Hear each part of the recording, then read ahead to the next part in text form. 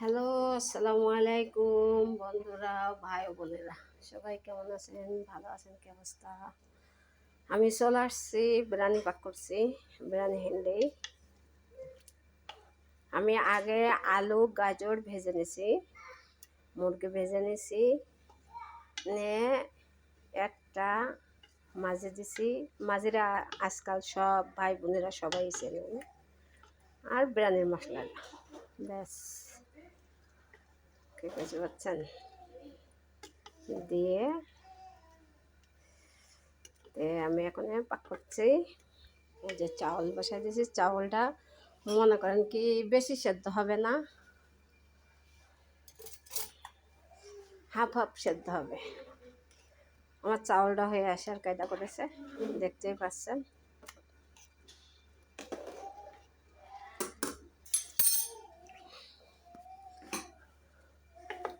তা আমার আইডিতে যদি কেউ নতুন ভাই ও বন্ধুরা থাইকে থাকেন, তা আমার এই রান্নাটা ফলো করলে আপনারা যদি বাসায় এইভাবে তৈরি করে খাবেন, হোটেলের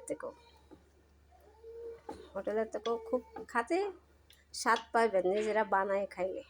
কি কইতে পারছেন? আর হোটেলের খাবার আপনি দেখছেন না, কিছু করছেন না, হোটেলে কী দিচ্ছে কি না দিচ্ছে তাও জানেন না। জানেন এতে দিছি আমি শুধু একটা রোপ আর তেল,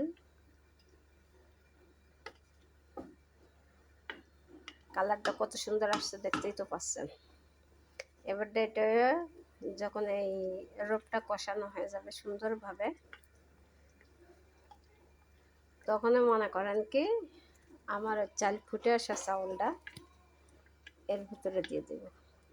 তা আপনারা ট্রাই করে খেয়ে দেখতে পারেন। আর যদি না খেতে পারেন, তা আমার আইডিতে আমার নাম্বার দেওয়া আছে, আপনারা চাইলে ওখান থেকে ফোন দিয়ে জেনে নিতে পারেন। অনেক কিছুই আমি খাবার বানাতে পারি ইনশাল্লাহ। আমি হোটেলের থেকেও খাবার পারফেক্টভাবে বানাই ছেড়ে দিতে পারি। মনে করেন কি আমি একা এক হাতে 40 জন, দু একদিন পর পর কালকে হয়েছিল 35 জন, 35 জনের খাবার নিজে একা একা তৈরি করছি। কিছুদিন আগেও আপনাদের মাঝে আমি কয়েকটা ভিডিও ছাড়ছিলাম। একবার হসপিটালে খাবার দিয়েছি পুরুষ, আর একবার বাড়িতে মহিলাদের। তা আলহামদুলিল্লাহ আমার খাবারটা খেয়ে কেউ খারাপ মন্তব্য করে না ইনশাল্লাহ। আপনাদের দোয়ায় ভালোই বলে, অন্তত পক্ষে বকশিস পাই আমি, যেটা বাস্তবতা। খাবার বানাই দিই, খাবার ওরা যদি সুস্বাদু খাবার পায় না, তাইলে মনে করেন কি ওরা বকশিস দেয়। ঠিক আছে? আপনারা চাইলেও এরকম করে বানায় খেতে পারেন, খেয়ে দেখতে পারেন। তো ভালো একটা পাবেন, সুস্বাদু পাবেন। ঠিক আছে? ওকে, ভালো একটা খাইতে খুব মজা হবে।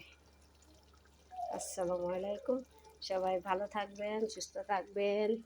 নাজমার আম্মা, মানে আমার মা আমাকে এগুলো শেখাইছিল। ঠিক আছে? এই হচ্ছে আমি যে বাড়িতে থাকি। ওকে, সবাই ভালো থাকবেন, সুস্থ থাকবেন। আল্লাহ হাফেজ।